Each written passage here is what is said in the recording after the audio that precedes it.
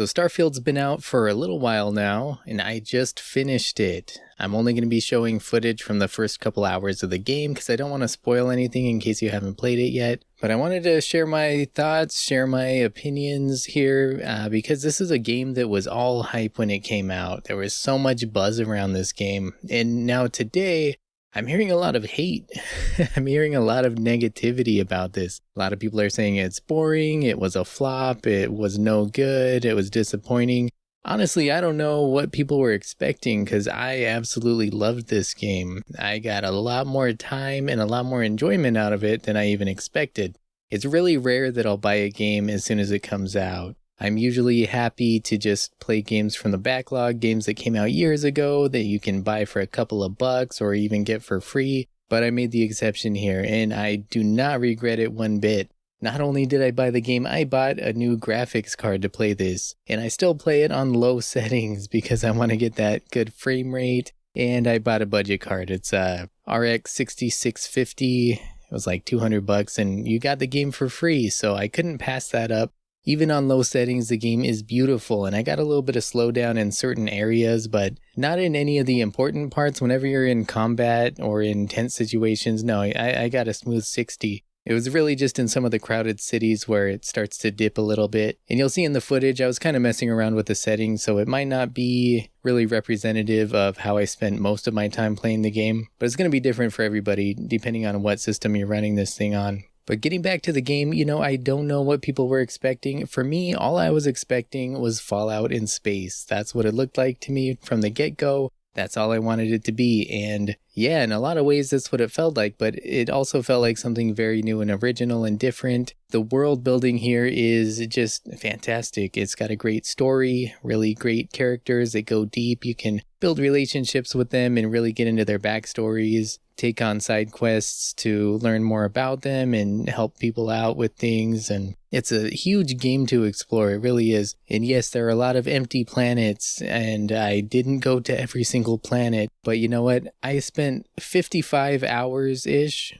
and I just finished the story after over 55 hours, which I could not believe. HowLongToBeat.com suggests you can beat the main story in like 20 hours. So me spending 55 hours in this game, that's kind of unprecedented. I can't remember the last time I spent, if ever, that I spent 55 hours on a single player game.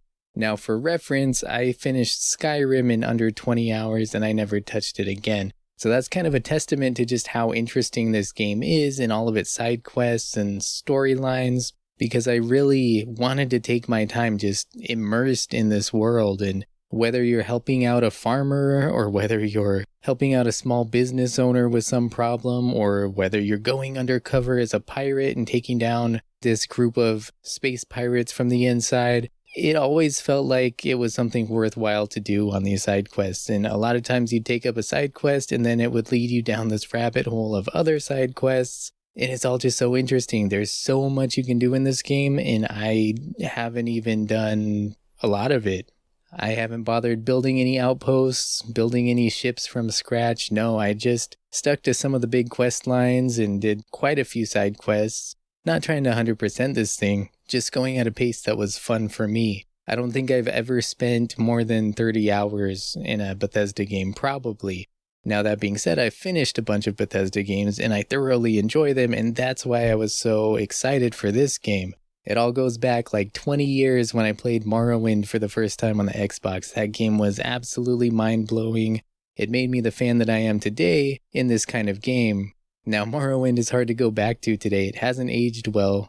It has not aged well at all. However, back then it was just mind-blowing. I had never felt so much freedom in a game before. It was massive, it was deep, there was so much you could do, and you could do anything you wanted. You could play the game however you wanted, and those are the kind of traits and the characteristics that Bethesda RPGs still have today, and Starfield is very much an example of that. So what's it about, in case you're not so sure?